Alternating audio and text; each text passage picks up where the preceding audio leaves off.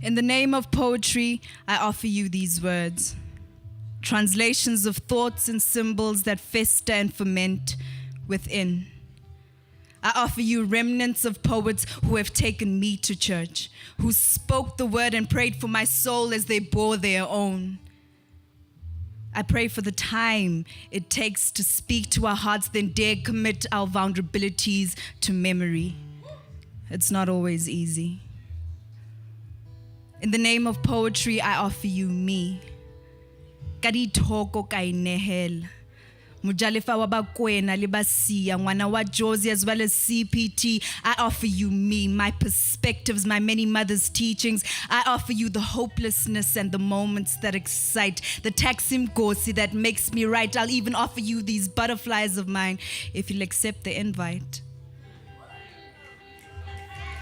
In the name of poetry, I speak with you in hopes that you will continue to find your own words too, that you can continue to find yourself too, that you continue to find prayer for others in the languages that God chooses for you, and that you find God in your languages too. Katleho lidinehelo kabadimu thato ya bona le Modimo. I come to you.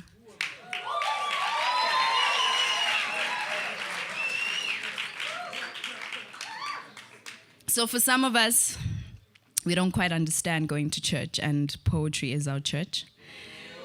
We find different ways to pray, and this is how we do ours. And we find that people pray for us. So, libitso ke Katleho Kano Shoro. I'm still toying with the idea of Kano, so we'll see. So if you hear Kano, it's fine. It's fine.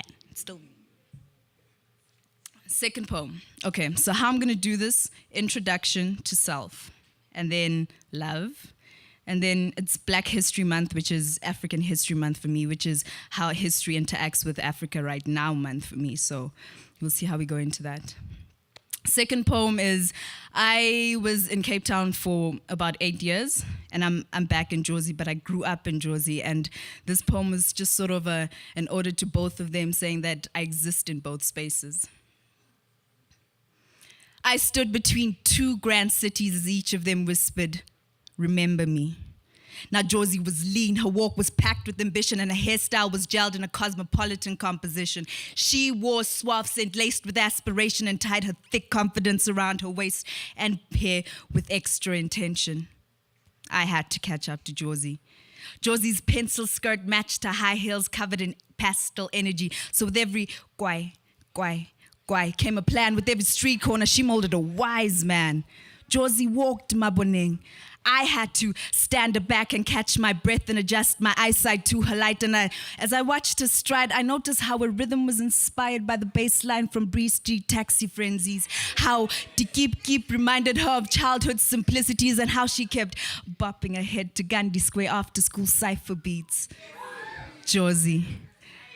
She's finally waited for me. Took off her shades and smiled because she knew she was the daughter of pirates and chiefs and still knew the perfect spots to feast on lightly salted chicken feet. Josie the celebrity. She slowed down, let me wait for her, and she touched Cape Town's arm, and then she just carried on walking. Anyway, I said I stood between two grand cities, and as each of them whispered, remember me. Now Cape Town, he said it in a light breeze. His smooth baritone made my frantic heart freeze as he reminded me to just breathe. He maintained his cool pace by letting beach sands filter through his crooked toes, and how he always captured a perfect bottle of Malone, not even he knows. I tried to make him catch up to Josie, but Cape Town just strolled. He spoke slow, telling me how he frequently had lunch with visiting ladybugs on mountaintops, how up there it felt like the Atlantic Sea was warming itself underneath his feet, how fresh air made life easier to eat. Linen, chest, water, cottons. That's what he was about. And so winds made his linen chest shirt rise. But he wasn't fazed. Cape Town just carried on telling me how he appreciated a Bobooti mess, how he cried every time he thought of Clan Williams in living context. He spoke of beautiful ironies like beautiful bergies or short stories told about long stories, but really he told me many things. But it's all the peace and stories he fed me as we wandered through his garden route that really whispered, remember me. I stood between two grand cities, and this time I asked them to remember me. Cool. Whew. Cool, so it's the month of love. People say I've got a lot of love poems. But then I figure out that people think anything, as soon as you say you are sexy, people are like, woo, that's a love poem talking about a man, and it's not really how it goes. I think we need to find ways to actually look deep into the love poems because we've got a whole lot of love going on in life, and love is complicated, love is nuanced, and love is real. Sometimes not the good real, but it's real. So this next piece, it's a very recent one. Speak to me like you speak to her, with kindness. Speak to me like you speak to her with kindness, with the voice that slightly trembles, not because you fear her, but because you've built speed humps in your mouth for those words that race out without caution. For her, you've learned the orange of caution from the red of danger to the green of motion. I've seen you sellotape fallen stop signs and wave them in front of words that come out and try to harm her from others' mouths because you shield her. Speak to me like you speak to her. You look at her as if she is worthy of worship. For her you pray. And you don't even mind the filth and gravel piercing on your knees. For her, you have filthy, dirty knees, and that happens automatically. She, for you, is worthy of sacrificial offerings, and God pleading. For me, you never plead. For me, you never pray.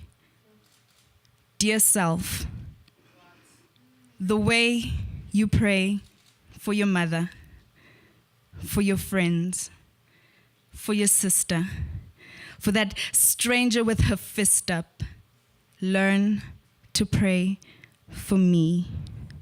I plead.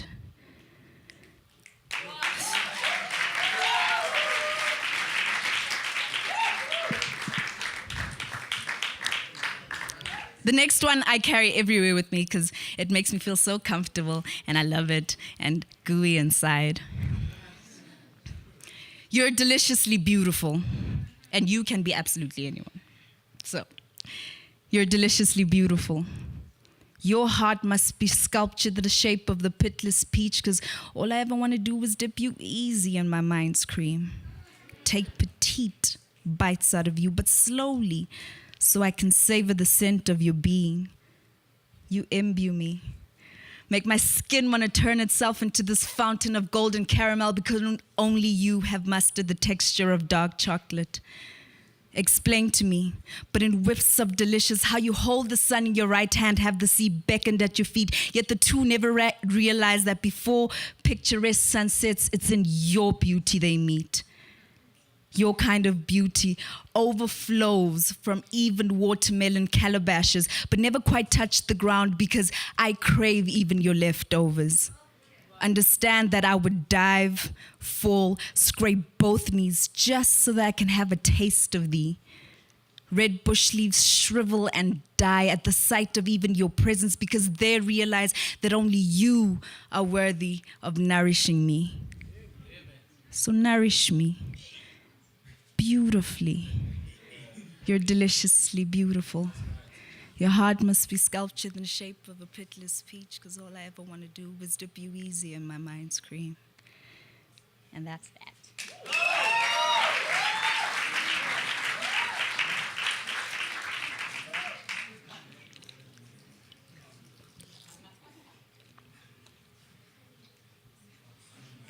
So that's the love, right? all sorts of love. Whoever you want to be deliciously beautiful can be deliciously beautiful, even if it's you. So be beautiful, boo-boo. So the next ones. Okay, so I am a trained anthropologist, and I went into anthropology because in Standard 9, I went to Wits Open Day, and they were studying hip-hop. And I was like, what? I'm a hip-hop fan, and this is school, and I like studying, and this is what you can do with anthropology, and it was amazing. Then I did anthropology. And anthropology is incredibly problematic. But I think what academics don't realize is that we, as creatives, are intellectuals, legit intellectuals, cultural intellectuals, you know? So, like, that's just my thing. If I'm gonna raise up my hand for anything, if I'm gonna shoot somebody for, I'm not gonna shoot anybody for anything, but still, proverbially, metaphorically, if that's what's going to happen, it's to say that artists are intellectuals, and we should believe that. So this is not a poem about intellectualism. It's just a poem with my anthropology inside it and me as a poet.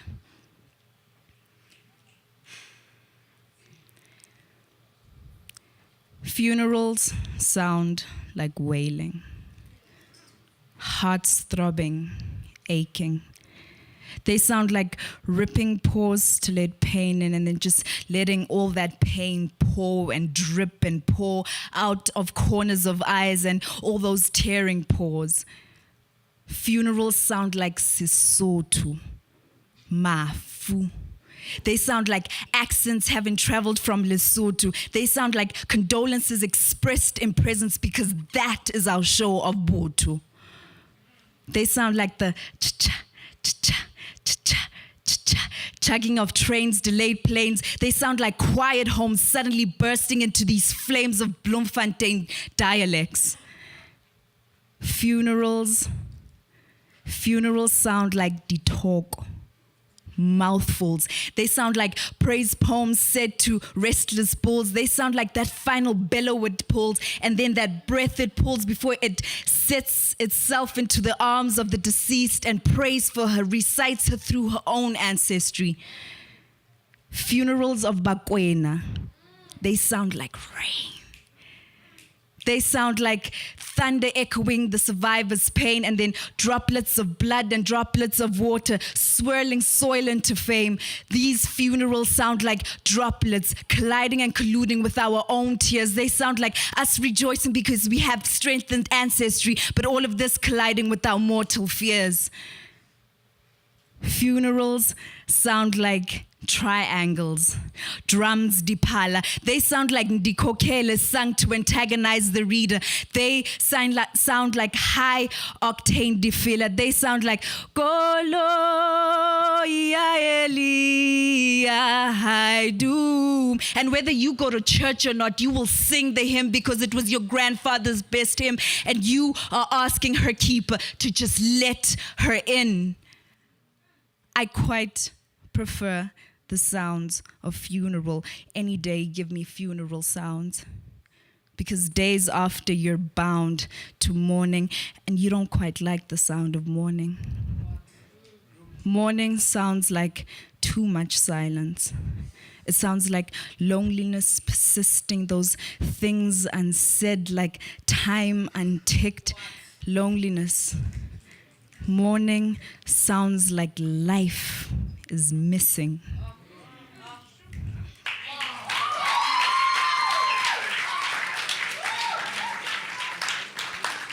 So that was I lost my grandmother and my cousin in this past 2 months that passed.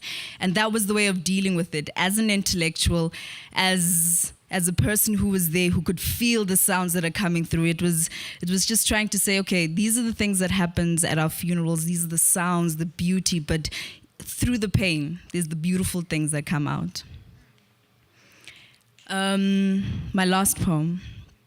This one is called Living Libraries. It's also a new addition to my life.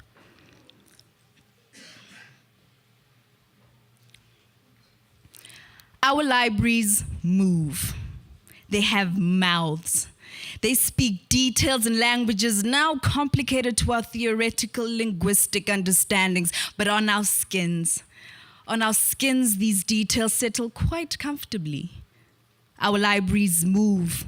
With analogies alone, they run races, solve imbroglios, they set new standards. Our libraries bring those who have stepped out of line, been disqualified, back to the starting line. Our libraries move. From the time they are built, they spread themselves thin, infiltrating those spaces that only knew of dark and dust. Our libraries find poetic ways to infiltrate us. Our libraries move. They pace our footsteps and thoughts alike. They ask us to keep silent before we answer. They ask us to think about who we want to be from here on after. Our libraries move. Even in death, they find the means to help us decipher our uncertainties. They find ways to narrate convoluted manuscript through our songs and dreams. So our libraries must move. They must hold colloquiums with those other libraries, with these poetries, with our grannies, with Kendricks and Grammys, with fellas, with Afrobeat. Our libraries must move. They must hold those colloquiums in buildings, under desert suns, in caves too, in buildings, in skyscrapers, under soil. Our libraries have work to do. They must teach notation, words, in languages spoken by people of our worlds. Our libraries must move. Whether or not they're still under construction, they must learn, they must thicken their content, make sure that they learn those systems of categorization, those things that are supposed to be symbols of our existence. Our libraries must move. No, our libraries must live.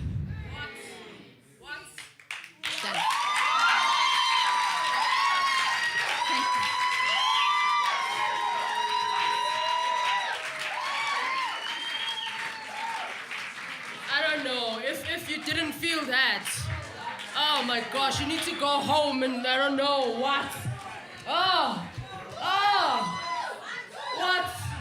Our libraries must live. What? On that note, I'm just gonna keep the fire burning. Thank you so much, Katleho. Give it up for Katleho one more time. Guys, like female poets. Go home and consider living. Yay.